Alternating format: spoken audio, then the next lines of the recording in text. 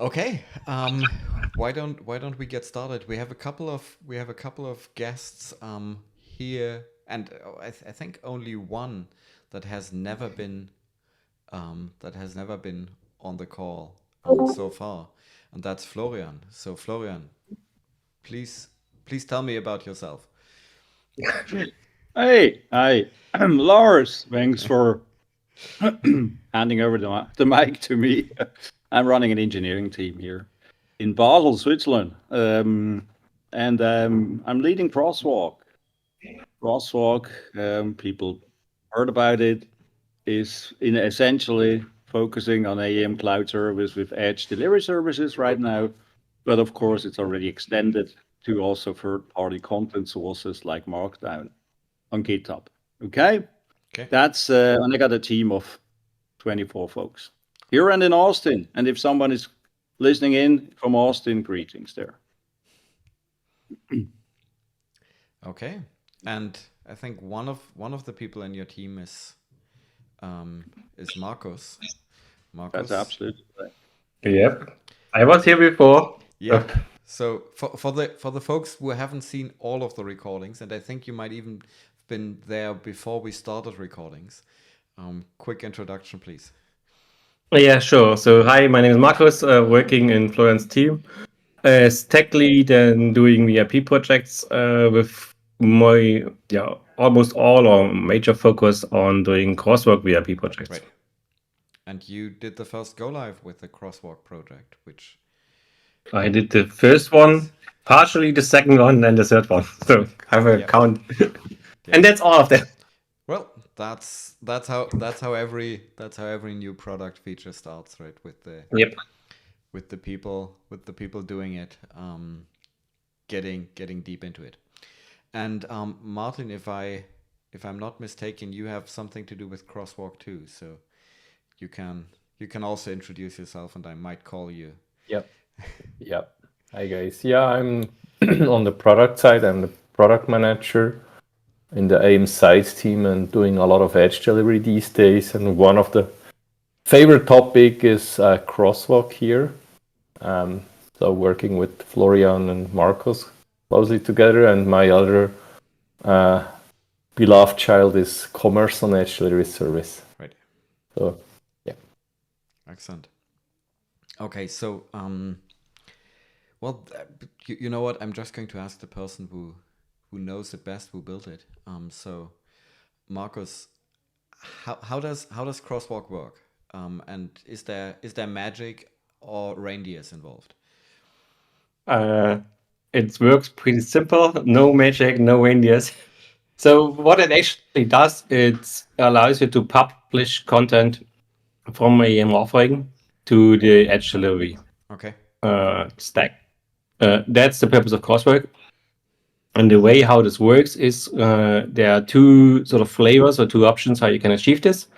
Either AEM is able to render the semantic HTML, which is then sent to edge delivery. This is typically the pattern if you start a new website, either a subpage or a totally new site. Or the second pattern is if you have a large existing site already in place, which you don't want to touch and you don't want to spend all the migration money, there's a so-called converter approach. And with that, you're able to take the existing AEM HTML, and I put AEM HTML actually in brackets because it can be technically any HTML. Right. You convert this into the semantic HTML format we expect, and then it's sent to the edge delivery platform the same way. And then once it's published, it looks exactly the same. You cannot see this is coming from Crosswalk or from AEM, Right. or this is coming from Word. It's like any other HTML. Okay. So where's this converter running? The converter is running as a serverless function. Okay. All the projects we do using IO runtime at the moment. It could also be Lambda or something else. Doesn't really matter.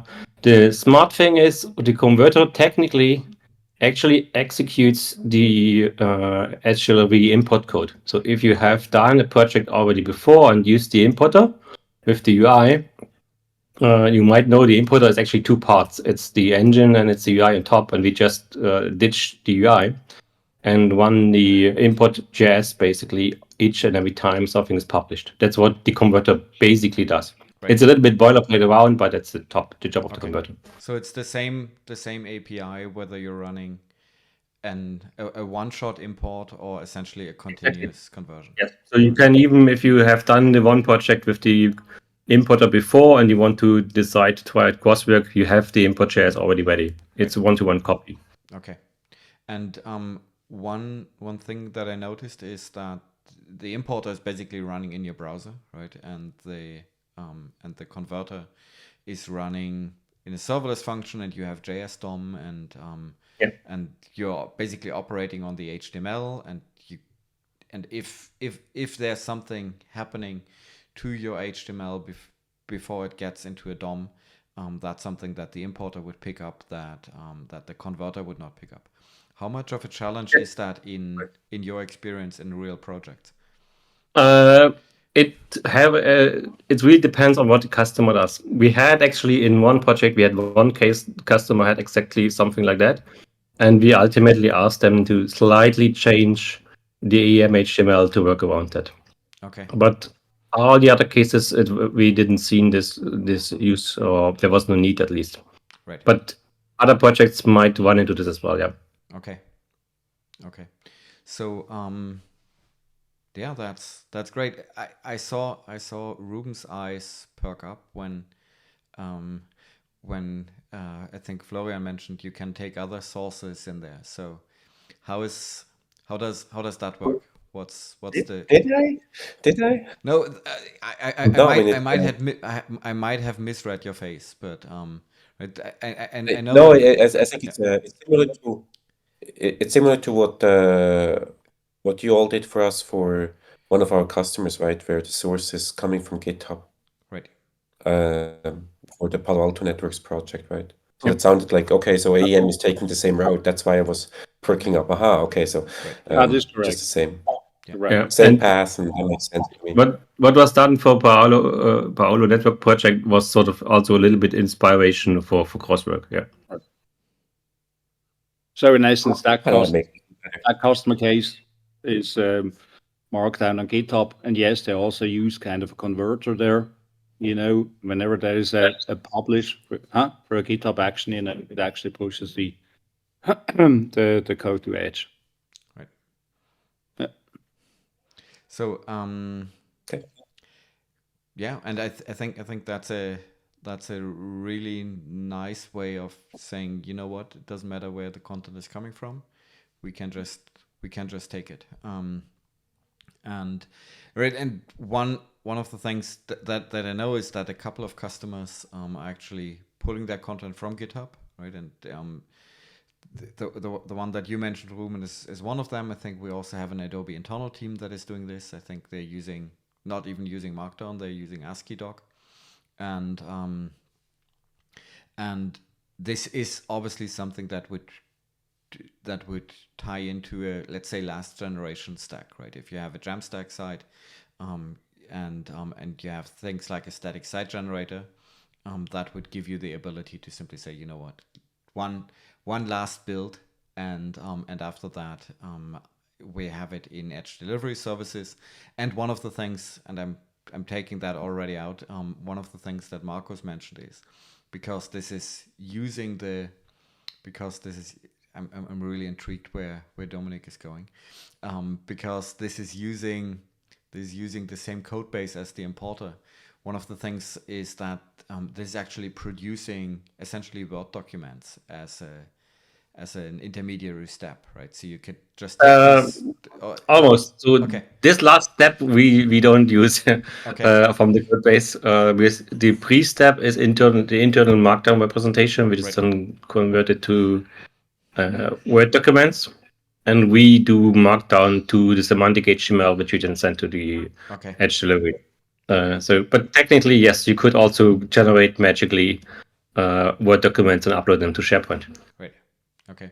So for the Markdown to HTML generation, are you using the same unified JS stack that we are using internally in the pipeline, or is that a different? Actually, we embed the pipeline code, so it's a dependency of the converter. Okay, perfect. Yeah. Well, that's one of the things that we said quite early on, is that we wanted to make sure that everything that's in the delivery path is open source, right? And we underwent a couple of architectural revisions, and in one of these,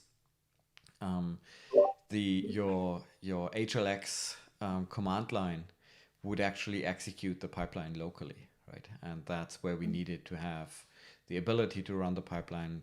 That's where we started making it open source. In the meantime, the pipeline has been rewritten and refactored, but the principle of openness is still there, and it's great to see how other projects can benefit from this. Yep. Yeah. So how are we dealing with structured content, right? Because for every Edge Delivery Services project I know, we have at least, let's say, 5% of content is actually in spreadsheets and is structured content. And and I think in AEM we are often seeing fragments being used. So what's the approach there? Two approaches. For, let's say, mimicking a few of the spreadsheets we need, like the Helix config or metadata sheets, we have sort of a sheet-based UI where you can, in AEM, have a table basically as well, and you can enter the data on a table. It's stored in JCR, and we render that into a JSON. Okay. Already in AEM, and the converter doesn't do anything extra. It's just passed through the JSON and makes it available. For generic structured content, to be fair and open, we didn't look into that much. So the focus at the moment for Crosswalk is really CQ pages. We have some early prototype of how, if you have CQ page and you embed an AEM, classic AEM content fragment, so the structured thing, that you can render this as well. But it's at the moment it's embedded into the page. It's not a separate structured content. Okay. But we got first requests, so people reaching out, hey, how does it work? What can we do? So we need to explore that. Yeah. Okay. And I apologize. We spent more time in the pre-meeting discussing Christmas sweaters than the actual contents. If you have a demo that you can show, we obviously would be very interested in seeing that. But I don't want to put you on the spot, so you can give me the. I hand over the spot to Martin. I can hand over the spot to Martin. We have a demo. No, I do not. I closed everything already. It's my last meeting, so. If you give me a few minutes, I can log into Experience League offer and can show that. Yeah. No, and because we are practicing radical transparency here. That's why I pre-announced this and don't put you on the spot where you have to now on the spot have to make up a long-winded explanation while you are in the background trying to get your development environment back up and basically deflect from the fact that everything was broken 5 minutes ago and you just need another 3 minutes to make it work again for the demo. So I can also show you I would like to show you the Experience League for the simple reason because this project uses the new offering and the first approach. Right. I can show you if you like the Janary project as well, but that's really boring because you will say AEM offer and you saw me clicking on hitting on publish, so there's not much visible to see for this project. So let me pull up the Experience League. Yeah, and while you're doing that, I think that's important to mention that what Marcus is going to show uses the new Universal Editor as the authoring surface. And this is also something we're planning to GA at Summit, but it's also available as Crosswalk in early adopter mode. Right.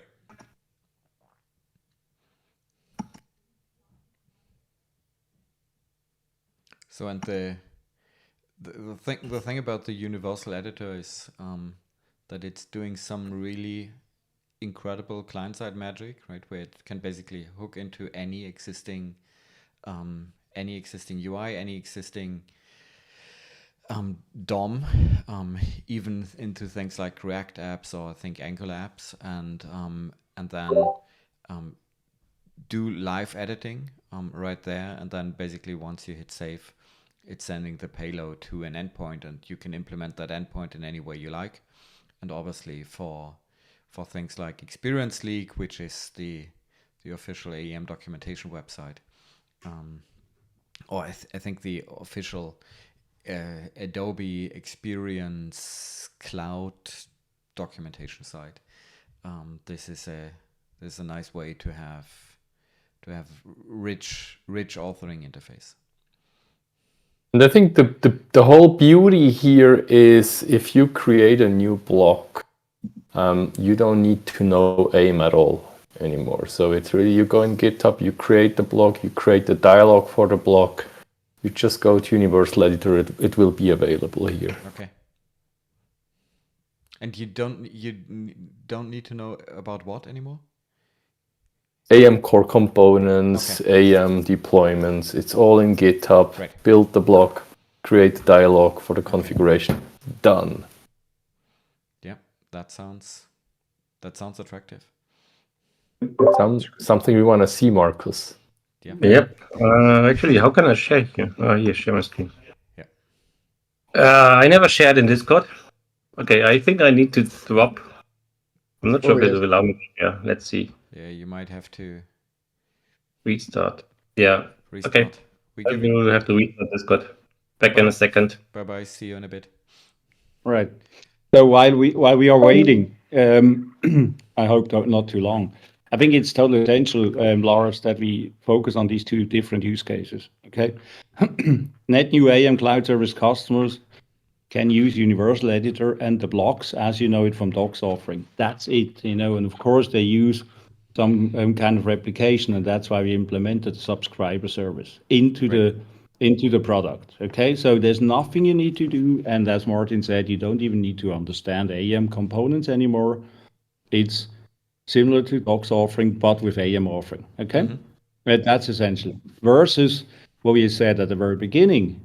If you want to use your existing content, and don't want to change anything, the only thing we change there for an AEM Cloud Service is the output. The output which we convert into semantic HTML. But that's really not the target architecture because it has drawbacks for the customer. Yeah. Right? Drawbacks means you need to still know AEM components, and if you change one, you need to update the converter and you need to update the blocks as well. And that's on the long run really not the idea for no one. Okay, so the target architecture is, it's good to get the first experience, and how fast the page can be, fantastic, as we've seen in some customers now, which are live. We have 3 customers live with that. But the real fast, super easy, even you can swap the content source, is build your blocks, use AEM Cloud Service and Universal Editor, just simply configure your subscriber, and that's basically it. Yep. That's the target architecture. Okay. I hope that's different. That's the difference, I hope that's clear now to folks. Any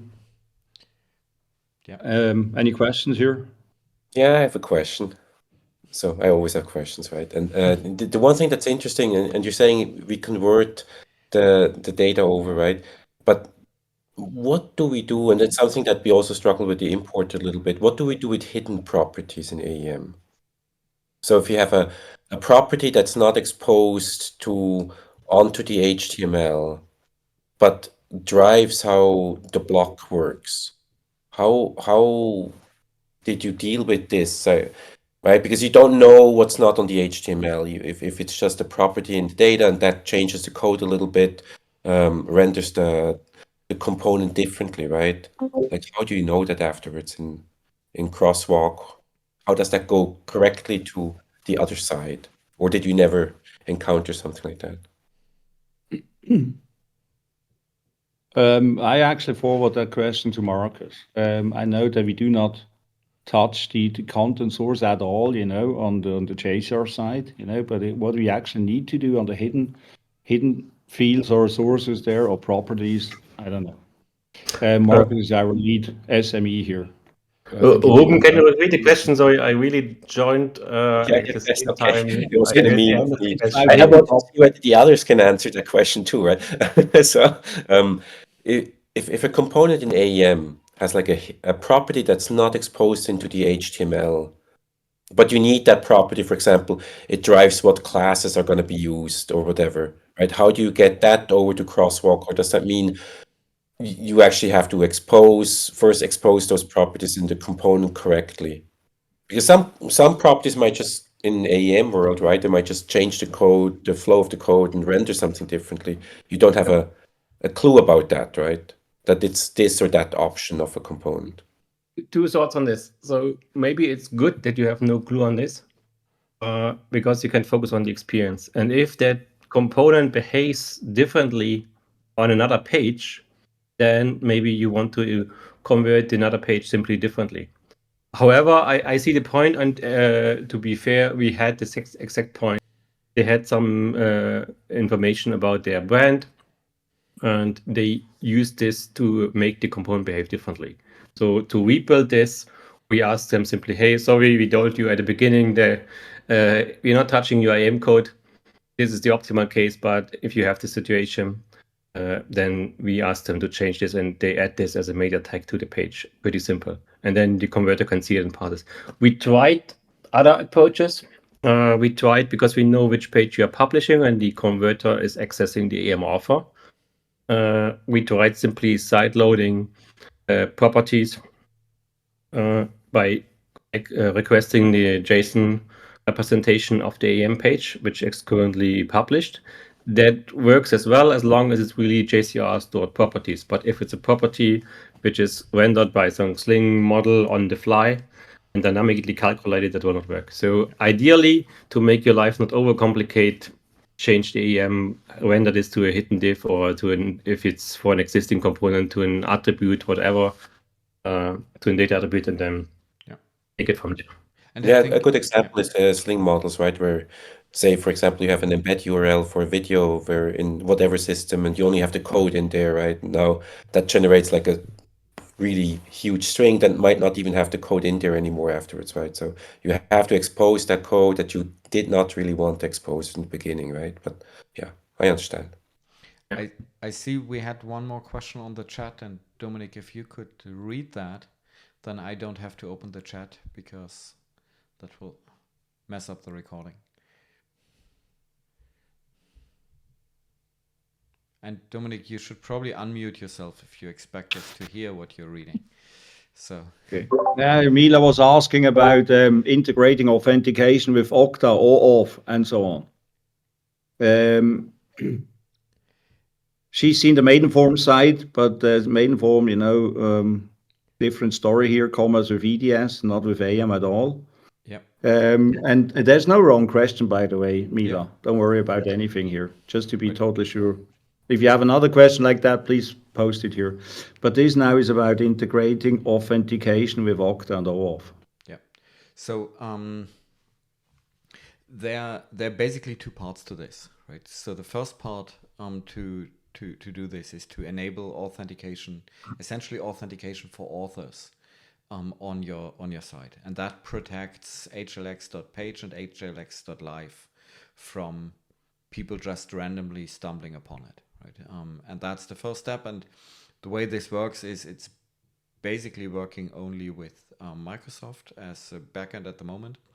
So it's basically deferring the authentication to Microsoft's IDP, which makes it a very easy implementation, but also means that on our CDN we don't have to work with every possible authentication provider, right? So that's part number one. Part number two then is that you want to make sure that your public website, right, so www.example.com, is able to access the content. And the way you do this is you generate essentially in Microsoft's IDP, you generate a JWT token, and you put that JWT token into your public CDN, so that whenever it's talking to the helix.live backend, it's passing over that token. Helix.live thinks, well, that token looks legit. It looks like it's coming from Microsoft. Well, it's coming from Microsoft. Just via Akamai or Cloudflare or CloudFront and so on, and displays the content, right? And that at that time you would have a site that is unauthenticated for visitors, but authenticated for authors. And now the last step is to put Okta or some other authentication on top, back into your production CDN, right? So you would basically say, in your CDN, you would check if there's a proper authentication cookie, which probably in the case of Okta is another JWT token, right? So your CDN would on the one hand validate an incoming JWT token from Okta, and once that's seen as valid, would exchange it for another one that is then being used to talk to the backend. So that's the general flow in this. And go ahead, Chris. I have a couple thoughts that might be pertinent for this conversation, because we've gone through a couple iterations of this, like how do you protect content journey, and maybe I can share, and hopefully it's worth. And Or Chris, something. just that you know, Mila is also asking, what if we would register users? Like final users, not authors. Yeah, I think that's a different. Well, it can potentially be a different topic. Let me. Okay. You all can see my screen. Yes, and Yes. we now also Okay, have it in great. the recording. Perfect. Okay, great. So obviously we've been shipping sites on Adobe.com since 2020, and this is kind of the flow that the relatively modern flow, the pre-2023 flow that we had. So we had HLX page unprotected. So if you had your super secret new app, I'm getting some echo. If you had your super secret staged content that you're not ready to go live with, it was technically available, even though robots.txt is going to serve up and it's not going to be indexed by Google, but it was still technically available. So this was very much security through obscurity. What we kind of settled on a little bit is we actually requested, and we got special privileges, so this is not something available for everyone, but we asked the Franklin team, the AEM Edge Delivery team, to lock down HLX.page to Adobe VPN access. Yeah. And the great thing about that was that, of course, our staged content was invisible to public, but all of a sudden our CDNs could no longer point to this, because it's like, well, our Akamai CDN is, of course, not on the Adobe CDN. And then, of course, a visitor, if you were to go to stage, this also caused this problem where you have to go to HLX.live. So you're now going to stage.adobe, but you're seeing live content. You're not seeing that like staged content. So if you have a CEO or executive review who wants to go to stage.adobe, they couldn't do it. What we're doing now in 2024 is available for everyone. Chris, before you continue, I will point out that because of these problems with the VPN setup, we don't support it for anyone else, right? So yeah, this is basically we sometimes treat the Adobe.com team as our guinea pig, right? And you might say, hey, being a guinea pig in a medical lab, that sounds great. I'm getting to try all the new medication. In this case, well, let's say that wasn't the right medication, and the guinea pig didn't really have the sickness that we thought we would cure. So, yep. So totally. Yeah. Great point. Yeah. So it was definitely a be careful what you wish for. This was actually really not great for many reasons. What we're now moving to is that y'all can still hear me. I'm hearing a lot of bleeps and bloops. Yep. Okay, great. So what we're moving to now, and again, this is completely, totally supported. Everyone can do this. if you go to hlx.page, we're going to require the MS IDP. In fact, if we go to main, Baycom, and we try to go to customer success stories, it's going to try and it'll redirect me to the login. And this is where I would say, by deferring to the Microsoft IDP, we would go through an Okta flow here, because our IT admins have set that up. So even though it's exposed to Edge Delivery as Microsoft's IDP, behind the scenes, I'm going to go through Okta, which you'll see in a second. Oh, I've already logged into Okta today, so that all works. The other thing is, the other change that's required then is that now your CDN needs to pass a shared key to hlx.page. So your CDN can be able to see this content, because obviously they cannot log in, or you don't want to have to. It's like if you're on VPN, you shouldn't have to also log into the IDP, again, trying to sort of reduce the amount of times you have to log in. The other thing that we're sort of taking advantage of is that we are now surfacing up the stage branch. So what this means is that if we have CDN impacting changes, so quite famously, Adobe.com, this was not my decision, don't blame me, but we still support .html. That's all happening on the CDN. So if we make a change to how we're supporting .html that may impact, we can now sort of test these two things together, which is really nice. So not only do we get staged content, but we also get staged code for these like CDN impacting changes.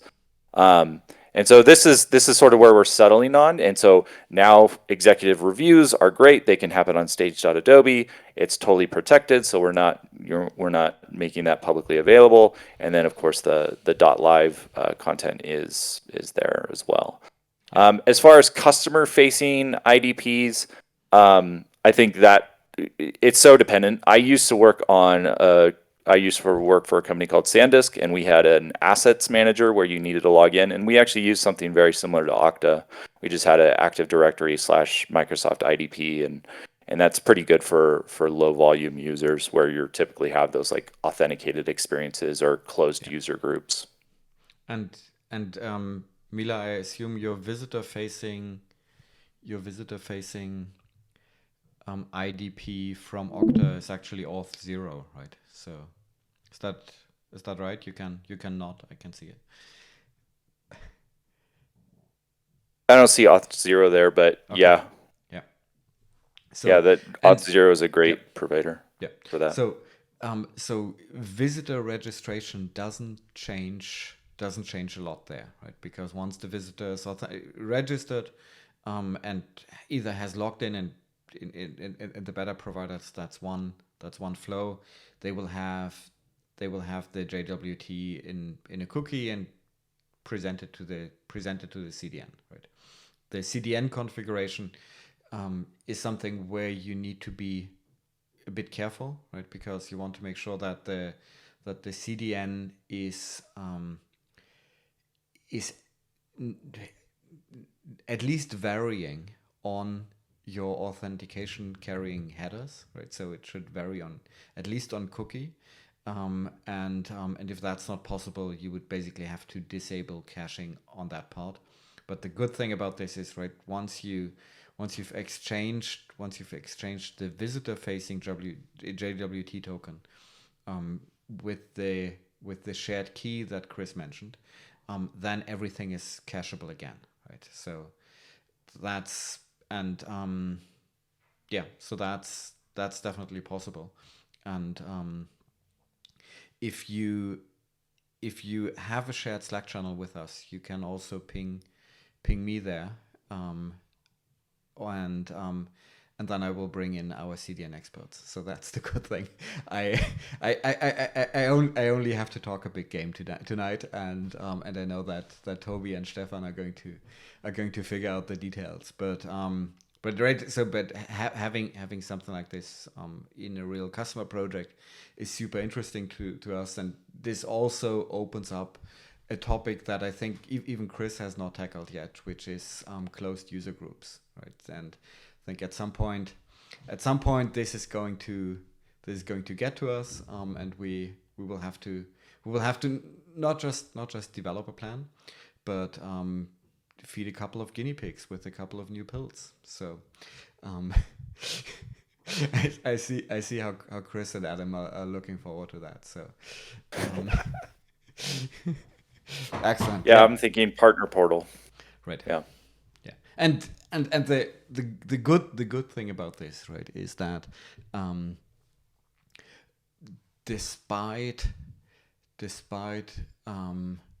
all the talk we do about hyper personalization, segments of one, and so on, right, the kind of content groups and the size of closed user groups that we see is actually limited in terms of the number of groups that you have to support, right? And that's one of the things that makes it a bit easier.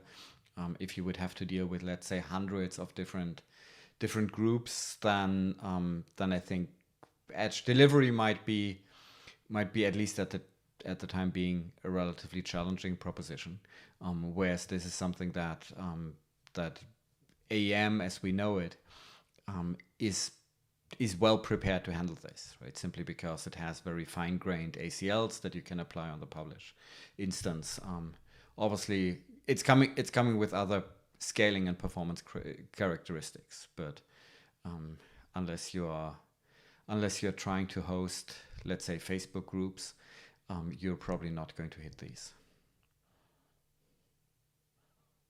So, excellent, thanks. I had while we were talking about Crosswalk, I had one question for Chris, and I don't recall it anymore. So, Chris, if you have any comments about this, just go ahead. It's the end of the year, I'll Lars. stall a little bit, and we can talk. So I think Ruben's comment's really interesting, and something we see even in the Word/SharePoint world, the document-based world, which is like you have this data, and depending on where you need that data, it can be a little challenging, and you kind of have to think real hard about like who's your customer for this data, and it could be at the component level that Ruben's talking about, but it could also be you might have like back-end integrations, and a lot of times we'll say like, oh, just put it in metadata, and then you're exposing things in your HTML that you maybe would not necessarily want to expose in HTML. Even from like the HTML does not need this. The visitor, the experience doesn't need this. And we're starting to put more and more data in SharePoint metadata. If you use SharePoint, you see these columns, and you can even kind of click and create custom columns. And so what we're doing is, we're for some of these integrations, localization is another good one. We're doing this. And I think the Crosswalk, we're also used to page properties, right? And with page properties, it's like, well, if I need it on the HTML, I'll just put it in HTML, and if I don't need it, then I don't. And it kind of plays both roles. Whereas metadata is very firmly like it's going to be on your page. Yeah. So I think it's a really interesting call out. And I think the transpilation of having done a lot of I've used the importer quite a bit. I think it's a really interesting discussion on, the importer is going to get that semantic HTML, but if you have something that you really want out of your dialog or your AEM component, there will be work to do. It's not a free transpilation, but it's a really good. It sounds like a really cool idea. I really missed a transformation step, that somehow like a server-side transformation step as well, like an edge function where we can also alter the HTML with the data that we have, right? And a little bit more data, like maybe, but in the Google Docs that we can use like you can leave notes on a page, right? That we kind of have like a filter that we control of what goes out and what stays behind. That's kind of the one, but I'm not sure if we really need it, right, Lars? You're gonna say like, yeah, you don't need that. I kind of missed it. Let's put it that way. Yeah. No, and the thing is, I'm 100% sympathetic to this position, right? I'm also the so I'm a full stack web developer, but I'm definitely skewing server side, um, and knowing what you can do with edge functions, right? This seems to be a really interesting thing. However, I also know, right? I've seen a lot of custom HTML and a lot of custom HTML, and I would say in general, probably more, not in 9 out of 10, probably more like 19 out of 20 cases. It's giving that unguided freedom to developers is not really in their benefit, right? So that's why, to a certain degree, it's not just that you don't need it, but also that if you have it, you might hurt yourself or you might hurt your visitors performance wise.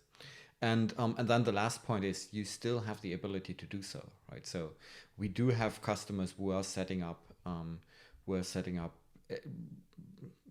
let's not really elaborate, but edge functions that are doing real work, right? And we are maintaining one of these actually for one of our customers ourselves, right? Which is basically taking the content that is coming out of hlx.page and putting it on a different domain that I'm not going to name, but that has a very obvious and use case specific name. So that and it's basically copying the Helix UL pattern. And all of this is based on Cloudflare workers. This particular implementation could also work on Fastly compute, and that's the other part of this, right? That when I think of compute, I really would like to have something that is working across CDNs, so that we can have the same availability characteristics that we have at the moment.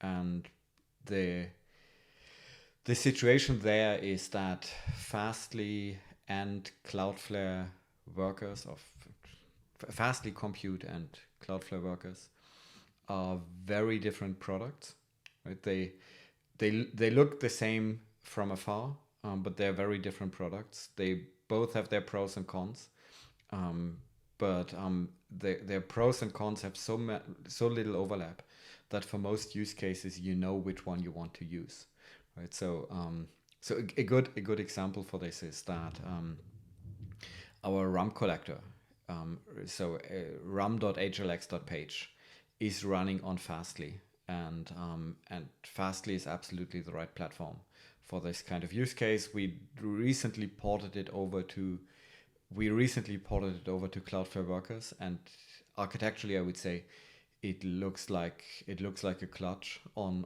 Cloudflare workers, because we're doing some really strange stuff there.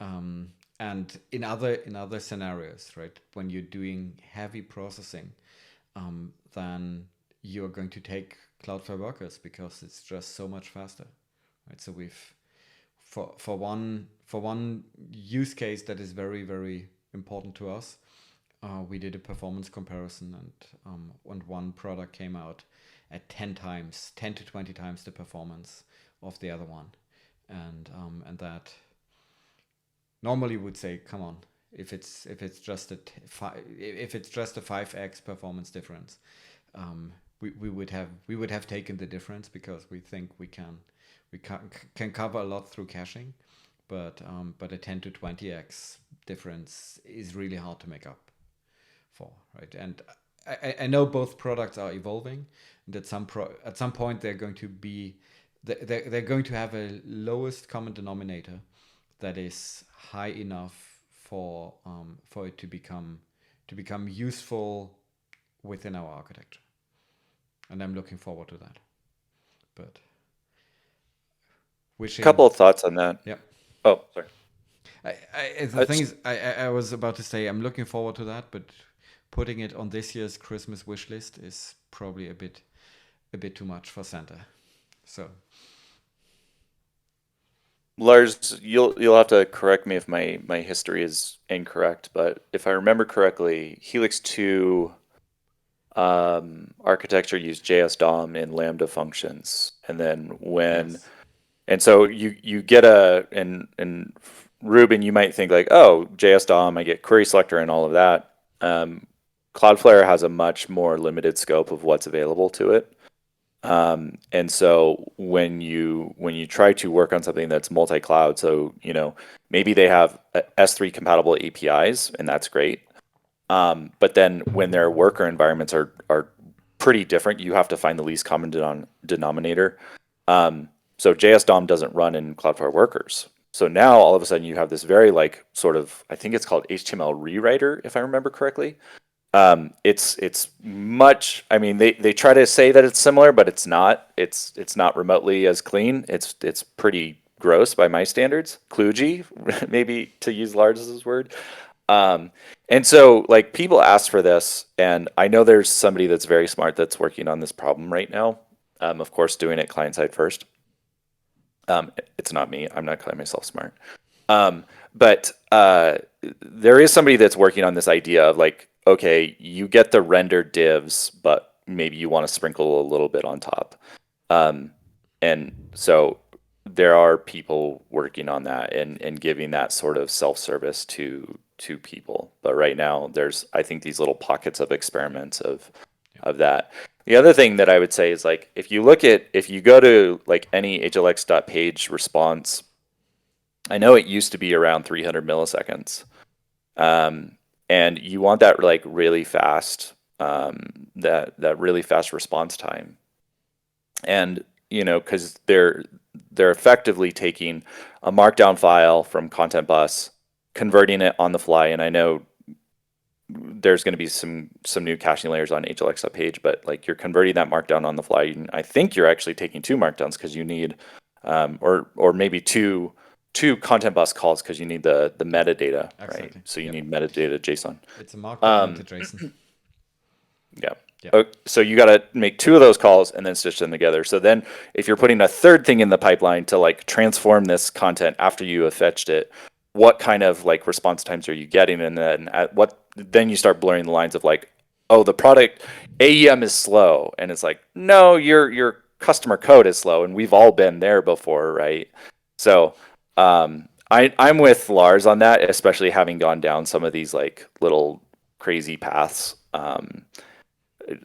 For me, it's I'm adding stuff in JavaScript. So the thing that I say in comparing Franklin to AEM sites, you need to write HTL, right? And if I told you you don't have to write HTL anymore, maybe that's so you have to know HTL, you have to know JavaScript, you have to know CSS. Now the DOM is the DOM. You don't have to learn how to write DOM. But if you know JavaScript, you can manipulate that and effectively achieve what you would achieve in HTL. And again, maybe to Lars's additional point, I've seen a lot of crazy HTL in my life. I'm still I definitely am oh, wouldn't it be nice if we could just have the DOM be exactly what we want as it's rendered on the page? But then also it's been pretty great for us so far to just modify it client side. Yeah. Gives us a lot more flexibility than being why don't you do this? Yeah. So the history of JS DOM in Helix is an interesting one, right? Because in Helix 1 we didn't have it, and we basically wanted. So the thing there was, if you wanted to do in Helix 1, you could still do custom transformations, right? You could basically. The reason you could do this because it was not multi-tenant. It was deployed into your own Adobe AI runtime function, right? So you could do transformations, just that these transformations would operate on the same object model that we've been using, which is was called HAST, which is HTML AST, which is the same model that we use for basically we've been treating HTML like we've been treating Markdown, which for us was convenient because tiny library, one interface. The odd thing about this is, or the to be expected thing about this is, nobody knew how to work with a hast instead of a DOM, right? So at some point we said, you know what, for developer experience, it would be nicer to be able to use DOM APIs. So we swapped in JS DOM, right? So at some point we basically parsed the markdown, transformed it into a MDAST, which is Markdown AST, then transformed from Markdown AST into an hast HTML AST, and then from an HTML AST into DOM, and that DOM you could mess around with. And then we basically moved over to the Helix 3 architecture, and in the Helix 3 architecture, you couldn't do this anymore. You had the one-size-fits-all HTML, which worked great for us. And then we basically met a couple of other constraints, including the one now we want to go to Cloudflare functions, and the biggest limit in Cloudflare functions compared to AWS for us was not that you don't have all of Node.js, right? The biggest limit for us was that Cloudflare functions had, I think, a 1 megabyte bundle size limit, and Lambda had a 10 megabyte. And you know, the library that brought us over the 1 megabyte threshold, JSDOM, right? So something had to give. We kicked JSDOM out, refactored everything we did in JSDOM. We still knew how to do on hast, right? But that's how we had to kick it out. And on top of that, we've been, and when I say we, I mean I, because that wasn't crowned by success, been thinking about, are there ways to do HTML to HTML transformations declaratively, right? And the nice thing about doing things declaratively is that you can do them safely in a multi-tenant environment, and you can do them with predictable performance characteristics, right? It's really, really hard. Depends. Obviously depends on the language, right? But in most declarative languages, you can almost give performance guarantees, right? So we had something like a meta language where you could say, if you see this block, put this kind of HTML around it, or replace the tag with this, or inject following attributes, things like that. So the funny thing about this is everybody hates declarative languages. Right, so everybody hates declarative languages. People say, just give me a DOM, just give me the ability to write a bit of JavaScript, and then on top of that, you have this challenge that you need a place to debug it, right? Because and then you quickly get to the point, you know what? You actually have a place where you can mess around with the DOM in an imperative programming language, where all the performance problems are your own and not ours anymore, and most of all, where you have some of the best developer tools in the world, right? And that's the next thing. Whenever you work with code that is running in another container, you always have to look at the developer experience for this, and Cloudflare, I would say, is trying to do a great job with this, right? Because in Cloudflare Workers, you have this live editor, and it actually connects to your browser's developer tools, as long as your browser is Chrome. And if it's not Chrome, you're just out of luck. But you might have other tools where it's way more obscure, right? You can do editing. You can do editing in the Lambda UI and just paste code, and you even get syntax highlighting. But everything beyond that is, you're just out of luck. And if you're working with Fastly, come on, you're uploading zip files, and you're going to like it. So creating a great developer experience within the container, especially within a container that is a relatively niche and unknown runtime, is very, very heavy lifting, and it's the kind of heavy lifting that Flo's team usually does. But I'm happy. I'm happy that they're doing things that are. Someone has to do it. Somebody has to do it. Absolutely, right. But it's always worth. Or we always try to focus our efforts on where we get most out of it. That's right. Yeah, and let me chime in because Markus would be ready for the demo, but we just decided let's use this as a warm-up session, as a last session in 2023, and let's start with a great and nice demo on the, I think it is the 18th of January. So because then you don't have to finish up in 2 minutes, Marcus. So we can. I can give you a screenshot as a cliffhanger. Yeah, please show a screenshot. Okay. So here's. Yeah, it's we started with Crosswalk, and that's gonna be kind of a forward-looking statement for next This is year. this is not a screenshot. It's my browser. Yep. It's the new version of the Experience League site, and I have a test site there because they did the sprint demo, and I could not mess up with their sprint demo page, so I have my own test site. And let me show you the offering. So this is just not so. This is boring. It's Edge page. If you look here, you have the normal stuff loaded. The more interesting part is if you see the offering. And let me close this guy here. Where's my test page? Don't show the whole demo already. No, I don't. I just open one time the editor and then I stop sharing. Yeah. And here you have loaded in, hopefully loaded in the universal editor.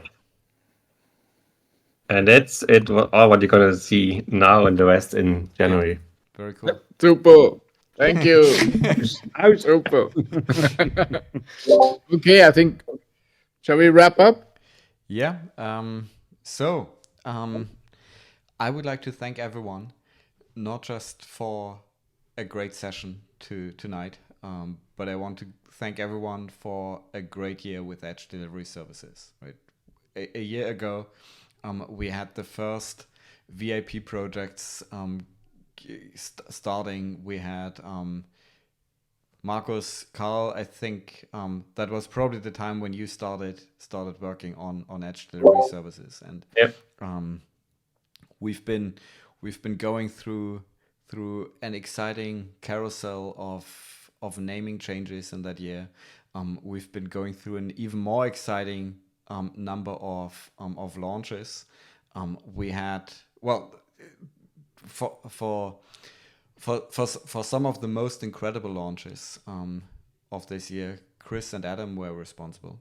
So thank you for that. Thank you for that partnership. Thank you for getting us traffic. Thank you for getting us users. Thank you for giving us insight, inspiration, ideas how to make the product better. And I'm really glad to be part of this community, part of this product, and to have all of you here on the call on board, all of you who are going to watch the recording, and I'm really excited to seeing what we are going to launch and deliver on the Edge next year. Thank you.